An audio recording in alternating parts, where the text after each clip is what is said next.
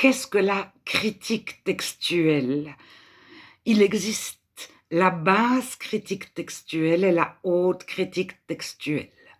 Alors, critique, c'est plutôt étude, c'est remettre en question, c'est rechercher des informations sur les textes, sur la Bible. Alors, les informations, c'est qui a écrit quand, quelles copies sont parvenues jusqu'à nous, avons-nous des originaux, euh, sur quel support, c'est-à-dire sur quel papier, codex, papyrus, peau de bête, les textes ont été écrits, dans quelle langue, avec quel genre de graphisme, d'écriture. Alors, comme le français, nous avons le script, les majuscules, le lié. Euh, Nous avons des fois des enjolivures aux lettres. Et des fois, nous avons des lettres simplifiées.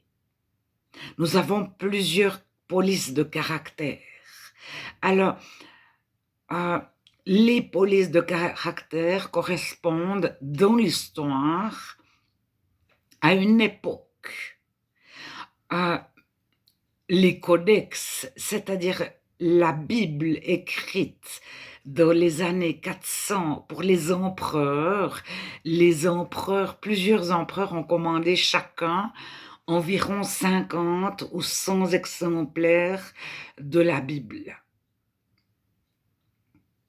Et ces codex ne comportaient aucune virgule, aucun espace, aucune ponctuation, mais aucun espace, et toutes les lettres étaient en majuscules. Petite parenthèse, c'est pour ça qu'on ne peut pas se fier aux virgules et aux points dans la Bible et mettre une majuscule à un mot, ça ne change rien.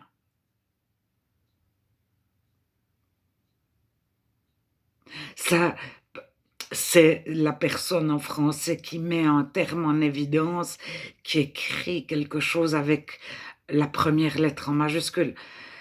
Alors, avant les codex, qu'est-ce qu'il existe? Il existe les vieilles latines, soit en langue européenne, en itala, soit en langue africaine, en africa. Et il y en a de nombreuses. Alors, la critique, il y a des personnes qui ont fait des inventaires. Ils ont dit, nous avons ça, nous avons ça, nous avons ça. Et la critique définit si on peut se fier au texte, faire confiance à l'écrivain, si le texte aurait pu être modifié, quelles sont les différences entre manuscrits, etc.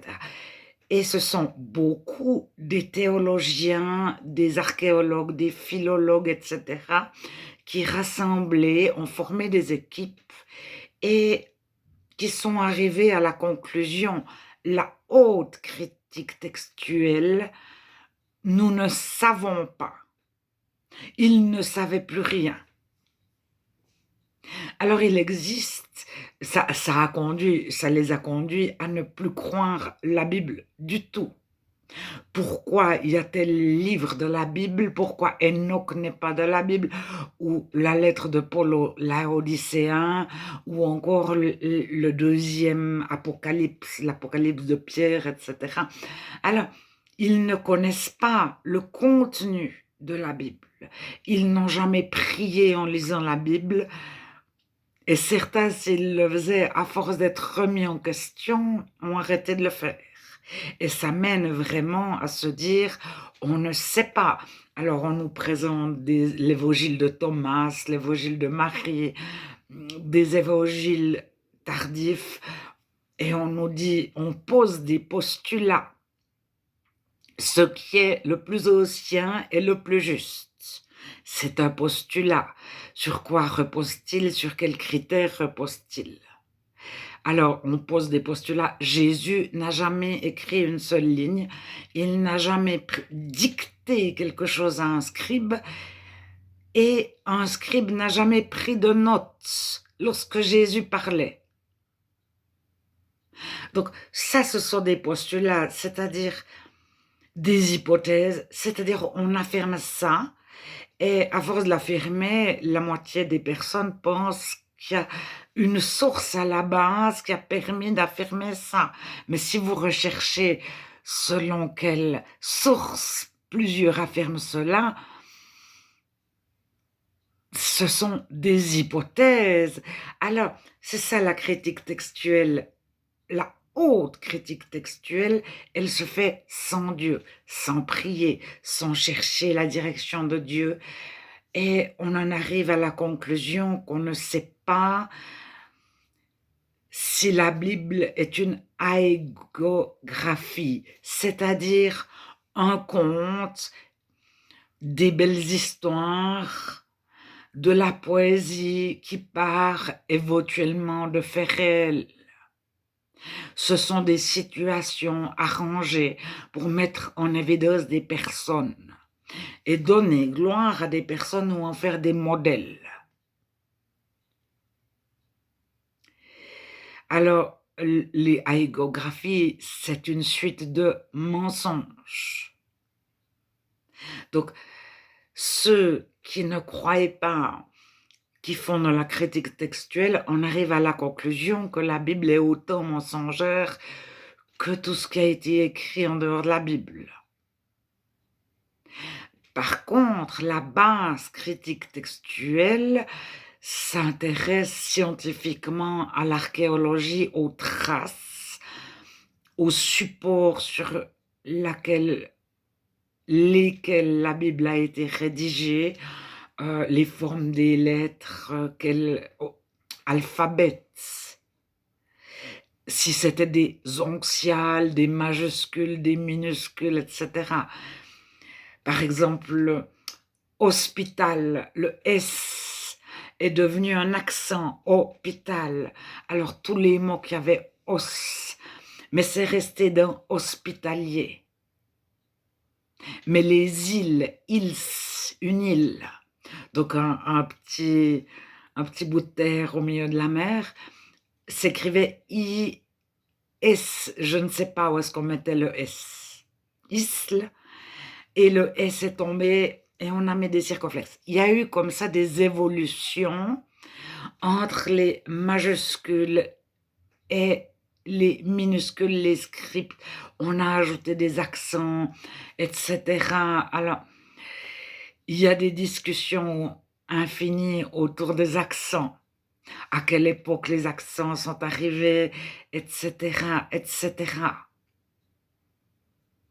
Mais la base critique textuelle nous encourage à croire la Bible. Ce sont des croyants, des personnes qui ont confiance en Dieu, qui pensent que la Bible est réellement un livre très, très, très particulier, souhaité par Dieu, voulu par Dieu, avec des histoires véridiques. Alors, même si c'est pas à la virgule près, alors il différencie les écrits holographes des écrits, alors je ne sais plus l'autre terme, mais c'est-à-dire le premier écrit et les copies. Et ils disent le premier écrit était vraiment juste. Par la suite, il peut y avoir eu des déformations de les copies.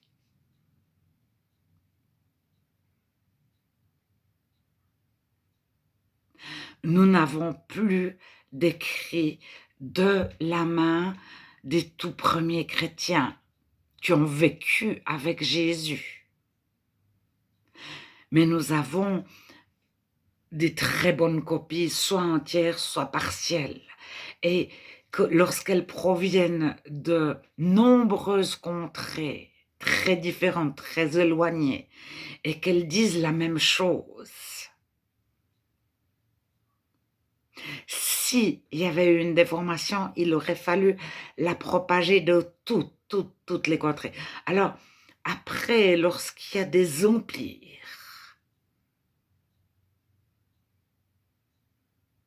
comme dans les années 400, tous les écrits sont rassemblés. Mais il est resté des différences entre les orthodoxes, entre l'Empire romain d'Orient et l'Empire romain d'Occident. Alors, moi, je n'ai pas étudié la critique textuelle pour vous en parler plus, mais je vous encourage à rester des petits enfants devant Dieu,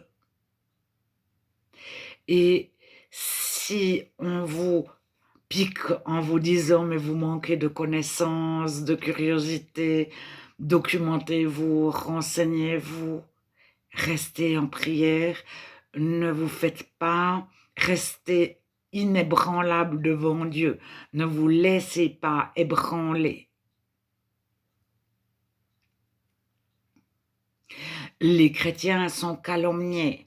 Alors, on les calomnie sur toutes sortes de sujets, de choses, y compris sur vous manquez de culture, d'information. Si vous aviez connaissance que de l'histoire, la Bible, ceci, vous changeriez d'avis, vous perdriez votre croyance.